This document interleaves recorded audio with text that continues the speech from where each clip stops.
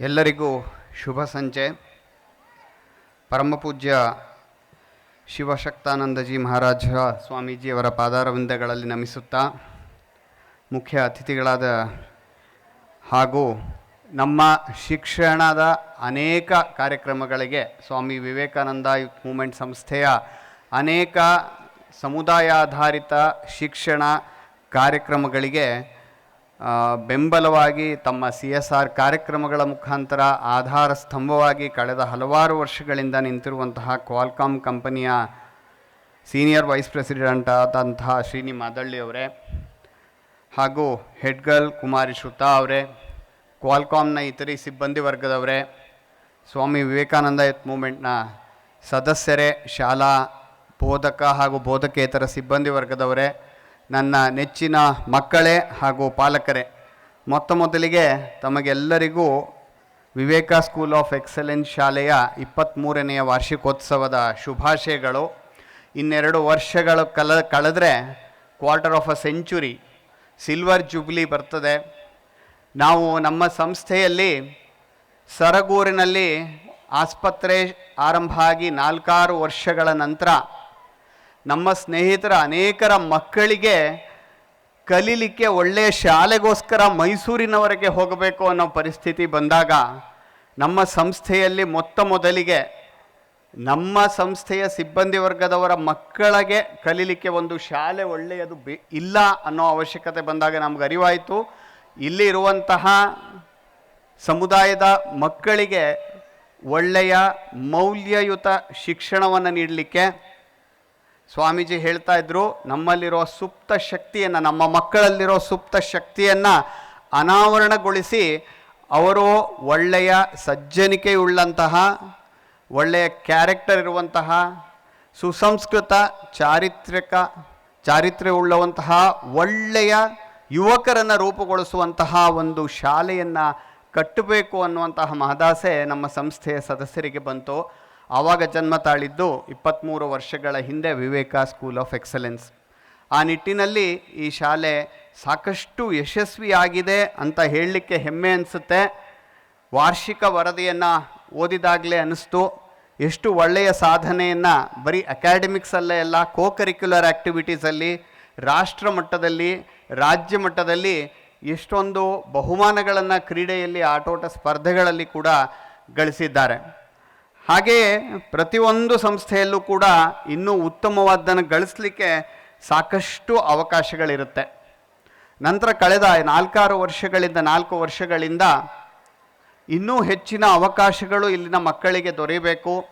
ರಾಷ್ಟ್ರ ಮಟ್ಟದಲ್ಲಿ ಉತ್ತಮ ಧುರೀಣರು ಹೊರಹೊಮ್ಮಬೇಕು ಅನ್ನೋ ಮಹದಾಸೆಯಿಂದ ಯಾವ ರಾಷ್ಟ್ರ ಸರ್ಕಾರ ಸೈನಿಕ್ ಶಾಲೆಯನ್ನು ಸರ್ಕಾರೇತರ ಸಂಸ್ಥೆಗಳು, ಖಾಸಗಿ ಸಂಸ್ಥೆಗಳು ನಡೆಸಬಹುದು ಅನ್ನುವಂತಹ ಒಂದು ನಿಯಮವನ್ನು ಜಾರಿಗೆ ಬಂದ ತಕ್ಷಣ ನಮ್ಮ ಸಂಸ್ಥೆ ದೇಶದಲ್ಲೇ ಮೊದಲ ಬಾರಿಗೆ ಒಂದು ಸರ್ಕಾರೇತರ ಸಂಸ್ಥೆಯಾಗಿ ಸೈನಿಕ್ ಶಾಲೆಯನ್ನು ಇದೇ ಆವರಣದಲ್ಲಿ ಆರಂಭಗೊಳಿಸ್ತು.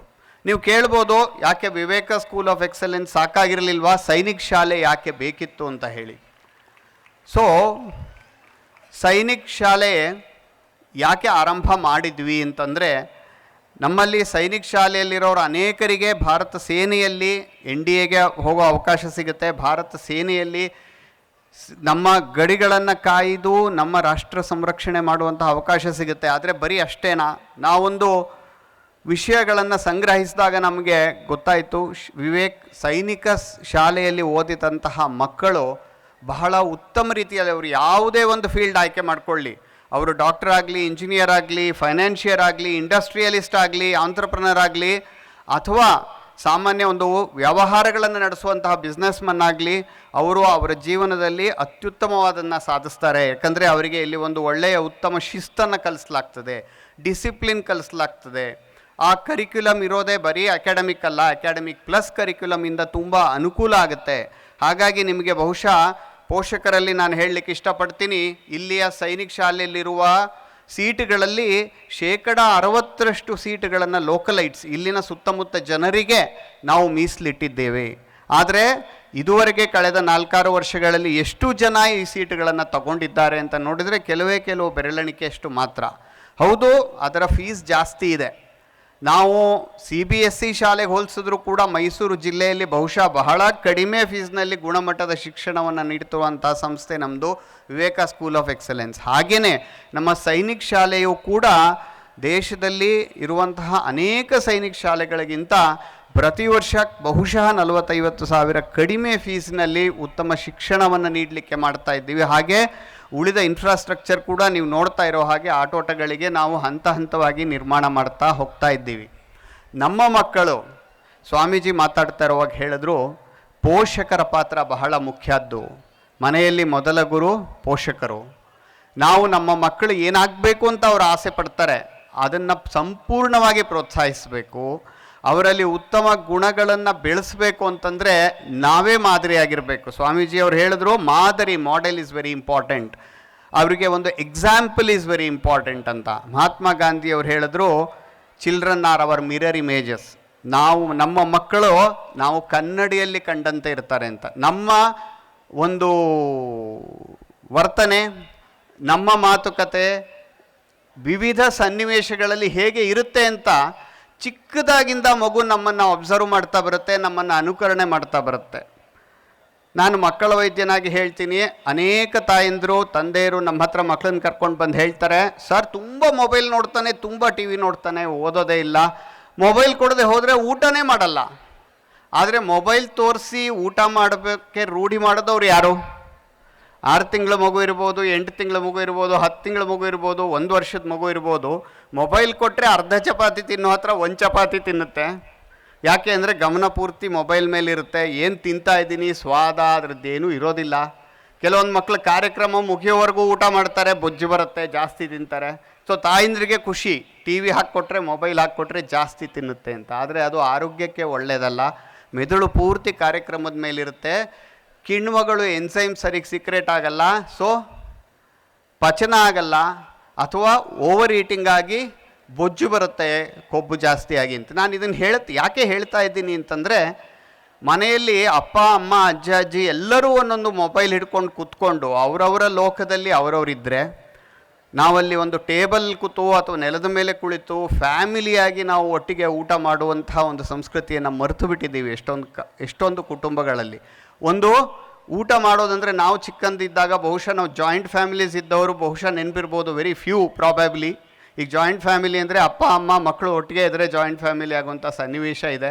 ಎಲ್ಲರೂ ಕೂತು ಬಹಳ ಖುಷಿಯಿಂದ ಊಟ ಮಾಡಿದರೆ ಅದರದ ಒಂದು ಸ್ವಾದ, ಊಟದ ಸ್ವಾದನೇ ಬೇರೆ ಇರುತ್ತೆ. ಆದರೆ ಒಬ್ಬೊಬ್ಬರು TV ಹಾಕ್ಕೊಂಡು ಅದನ್ನು TV ನೋಡ್ತಾ ಊಟ ಮಾಡ್ತಾ ಇದ್ದರೆ ಅದು ಮಗು ಅಲೋನಾಗಿ ಒಂಟಿತನವನ್ನು ಕಲಿಯುತ್ತೆ. ಮತ್ತು ಈ ಬೇರೆಯವರೊಂದಿಗೆ ಅನುಸರಿಸಿ ಬೆಳೆಯುವಂತಹ ಒಂದು ಕ್ರಮ ಅದಕ್ಕೆ ಬರೋದಿಲ್ಲ.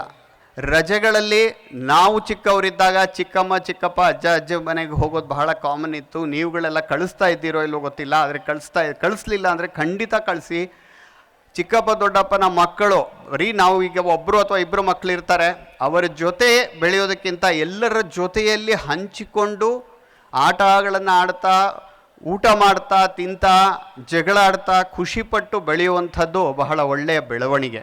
ಇದನ್ನೆಲ್ಲ ಯಾಕೆ ಹೇಳ್ತಾ ಇದ್ದೀನಿ ಅಂತಂದರೆ, ಒಬ್ಬ ಮಗು ಸರ್ವತೋಮುಖ ಬೆಳವಣಿಗೆ ಆಗಬೇಕು ಅಂದರೆ ಬರೀ ಮಾರ್ಕ್ಸ್ ತೆಗೆಯೋದಲ್ಲ, ಸಾಮಾಜಿಕವಾಗಿ, ಸಾಂಸ್ಕೃತಿಕವಾಗಿ ಕಮ್ಯುನಿಕೇಷನ್ ಸ್ಕಿಲ್ಸ್ ತಿಳ್ಕೊಂಡು ಒಬ್ಬರ ಜೊತೆಗೆ ಸಂವಹನ ಮಾಡಿಕೊಂಡು ಒಂದು ಕುಟುಂಬದಲ್ಲಿ, ಒಂದು ಸಮಾಜದಲ್ಲಿ ಒಬ್ರಿಗೊಬ್ಬರು ಸ್ಪಂದಿಸಿ ಬೆಳವಣಿಗೆ ಕಾಣುವಂಥದ್ದು ಒಂದು ಮಗುವಿನ ಸರ್ವತೋಮುಖ ಬೆಳವಣಿಗೆ. ಅದು ಈ ರೀತಿ ಕಾರ್ಯಕ್ರಮಕ್ಕೆ ಒಂದು ತಂಡದಲ್ಲಿ ನೀವೆಲ್ಲ ನಿಮ್ಮ ಮಕ್ಕಳು ಬಹಳ ಆಸಕ್ತಿಯಿಂದ ಅಲಂಕರಿಸ್ಕೊಂಡಿದ್ದು ನೋಡಿದೆ. ಒಂದು ಸಾಮೂಹಿಕವಾಗಿ ಒಂದು ನೃತ್ಯ, ಒಂದು ಸ್ಕಿಟ್ಟು, ಒಂದು ನಾಟಕ ಮಾಡೋದಾಗಲಿ, ಒಂದು ಕುಟುಂಬದಲ್ಲಿ ಒಬ್ಬರ ಕಷ್ಟವನ್ನು ಒಬ್ಬರು ಅರಿತು, ಕಷ್ಟ ಸುಖಗಳನ್ನು ಅರಿತು ಸ್ಪಂದಿಸೋದಾಗಲಿ, ಅನುಸರಿಸೋದಾಗಲಿ, ಇದನ್ನೆಲ್ಲ ಕಲಿತಾಗ ಇಮೋಷ್ನಲಿ, ಸೈಕಾಲಜಿಕಲಿ, ಮಾನಸಿಕವಾಗಿ, ಸಾಮಾಜಿಕವಾಗಿ ಒಂದು ಮಗುವಿನ ಮನಸ್ಸು ವಿಕಸಿತಗೊಳ್ಳುತ್ತೆ, ವ್ಯಕ್ತಿತ್ವ ವಿಕಸನ ಆಗುತ್ತೆ. ಅದರಲ್ಲಿ ಹುದುಗಿದಂತಹ ಸಾಮರ್ಥ್ಯ, ಶಕ್ತಿ, uncovering of the potential within is education. That is what Swami Vivekananda told. ಇದೆಲ್ಲ ಬಹಳ ಉತ್ತಮವಾಗಿ ಹೊರಗಡೆ ಬರುತ್ತೆ. ನಾನು ಪೋಷಕರಲ್ಲಿ, ಪಾಲಕರಲ್ಲಿ ವಿಶೇಷವಾಗಿ ಮನವಿ ಮಾಡೋದು, ತಮ್ಮ ಮಗುವಿಗೆ ಯಾವುದರಲ್ಲಿ ಸಾಮರ್ಥ್ಯ ಇದೆ, ಬರೀ ಅಕಾಡೆಮಿಕ್ಸ್ ಹೇಳ್ತಾ ಇಲ್ಲ ನಾನು, ಸಬ್ಜೆಕ್ಟ್ಸ್ ಹೇಳ್ತಾ ಇಲ್ಲ, ಅದು ಬಂದೇ ಬರುತ್ತೆ. ನನ್ನ ಮಗು ಗಣಿತದಲ್ಲಿ ಲೆಕ್ಕದಲ್ಲಿ ಚೆನ್ನಾಗಿ ಮಾಡ್ತಾನೆ, ಸೈನ್ಸ್ ಇಂಟ್ರೆಸ್ಟ್ ಇದೆ ಅವನಿಗೆ, ಸೈನ್ಸ್ ಕೊಡ್ಸೋಣ. ಅವ್ನು ಸೈನ್ಸ್ನಲ್ಲಿ ಮಾಡೋದಿಲ್ಲ, ಇಂಗ್ಲೀಷ್ ಚೆನ್ನಾಗಿ ಓದ್ತಾನೆ, ಲಿಟ್ರೇಚರಿಗೆ ಕಳಿಸೋಣ, ಅದು ಸರಿ. ಅದರ ಜೊತೆಗೆ ಎಕ್ಸ್ಟ್ರಾ ಕರಿಕ್ಯುಲರ್ ಸಾಂಸ್ಕೃತಿಕ ಚಟುವಟಿಕೆಗಳಲ್ಲಿ, ಕ್ರೀಡೆಗಳಲ್ಲಿ ಅಥವಾ ಬೇರೆ ಕರಕುಶಲ ಕಲೆಗಳಲ್ಲಿ ಯಾವುದಾದ್ರು ಸ್ಕಿಲ್ಗಳಲ್ಲಿ ಅವನಿಗೆ ಅಥವಾ ಅವಳಿಗೆ ಆಸಕ್ತಿ ಇದೆ ಅಂತ ಕಂಡು ಬಂದರೆ ನಿಮ್ಮ ಟೀಚರ್ಸ್ ಜೊತೆ ನೀವು ಇಂಟರ್ಯಾಕ್ಟ್ ಮಾಡಿ ಆ ಒಂದು ಸ್ಕಿಲ್ಸ್ನ ಪ್ರಮೋಟ್ ಮಾಡಲಿಕ್ಕೆ, ಆ ಒಂದು ನೈಪುಣ್ಯತೆಗಳನ್ನು ಮುಂದೆ ತರಲಿಕ್ಕೆ ಹೆಚ್ಚು ನಿಗಾ ವಹಿಸಿ. ಹೌದು, ಯಾವುದೋ ಒಂದು ಕ್ರೀಡೆಗೆ ಪ್ರೋತ್ಸಾಹಿಸಬೇಕು ಅಂದರೆ ಸಂಜೆ ಶಾಲೆಗಳ ಅವರ್ಸ್ ಮುಗಿದ ತಕ್ಷಣ ಎಕ್ಸ್ಟ್ರಾ ನಿಮಗೆ ಎಫರ್ಟ್ ಹಾಕಬೇಕಾಗ್ಬೋದು, ಬಂದು ಕರ್ಕೊಂಡು ಹೋಗಲಿಕ್ಕೆ ಅಥವಾ ಅವನು ಇರಲಿಕ್ಕೆ ಅವಳು ಇರಲಿಕ್ಕೆ. ಅದೆಲ್ಲ ಈ ಒಂದು ಹೈಸ್ಕೂಲ್ ಲೆವೆಲಲ್ಲಿ, ಮಿಡ್ಲ್ ಸ್ಕೂಲ್ ಲೆವೆಲಲ್ಲಿ ನಿಮಗೆ ಅದರದ್ದು ಎಫರ್ಟ್ಸ್ ಹಾಕಿದ್ರೆ ಖಂಡಿತ ಮುಂದೆ ಒಳ್ಳೆಯ ಫಲ ಸಿಗುತ್ತೆ ಅಂತ ಹೇಳಲಿಕ್ಕೆ ಇಷ್ಟಪಡ್ತೀನಿ. ಮಕ್ಕಳೆಲ್ಲ ಬಹಳ ಉತ್ಸುಕತೆಯಿಂದ ಸಾಂಸ್ಕೃತಿಕ ಕಾರ್ಯಕ್ರಮಗಳಿಗೆ ತಯಾರಾಗಿದ್ದಾರೆ. ನಾನು ಇನ್ನೂ ಹೆಚ್ಚು ಮಾತನಾಡಿ ಆ ಕಾರ್ಯಕ್ರಮಗಳ ಮತ್ತು ನಿಮ್ಮ ನಡುವೆ ಅಡ್ಡಿಯಾಗಿ ನಿಲ್ಲಲಿಕ್ಕೆ ನಾನು ಬಯಸೋದಿಲ್ಲ. ಬಹಳ ವರ್ಷಗಳ ನಂತರ ನಾನು ಈ ಶಾಲೆಯ ವಾರ್ಷಿಕೋತ್ಸವ ಕಾರ್ಯಕ್ರಮಗಳಲ್ಲಿ ಭಾಗವಹಿಸಿದ್ದೇನೆ. ಅಧ್ಯಕ್ಷತೆ ವಹಿಸುವಂತಹ ಒಂದು ಸದವಕಾಶ ನನಗೆ ಬಂದಿದೆ. ಇಂತಹ ಒಂದು ಅವಕಾಶವನ್ನು ಮಾಡಿಕೊಟ್ಟಂತಹ ಪ್ರವೀಣ್ ಮತ್ತು ತಂಡದವರಿಗೆ ಎಲ್ಲರಿಗೂ, ಶಾಲಾ ಸಿಬ್ಬಂದಿ ವರ್ಗದವರಿಗೂ, ಈ ಕಾರ್ಯಕ್ರಮವನ್ನು ಬಹಳ ಸುಂದರವಾಗಿ ಆಯೋಜಿಸಿಕೊಂಡಿದ್ದೀರಾ. ಇವರೆಲ್ಲರಿಗೂ, ನಿಮಗೆಲ್ಲರಿಗೂ, ಮಕ್ಕಳಿಗೂ ನಾನು ಅಭಿನಂದಿಸ್ತಾ, ಶುಭವಾಗಲಿ ಅಂತ ಹಾರೈಸ್ತಾ, ಅವಕಾಶಕ್ಕಾಗಿ ವಂದಿಸ್ತಾ ನನ್ನ ಮಾತುಗಳನ್ನು ಮುಗಿಸ್ತೀನಿ. ನಮಸ್ಕಾರ.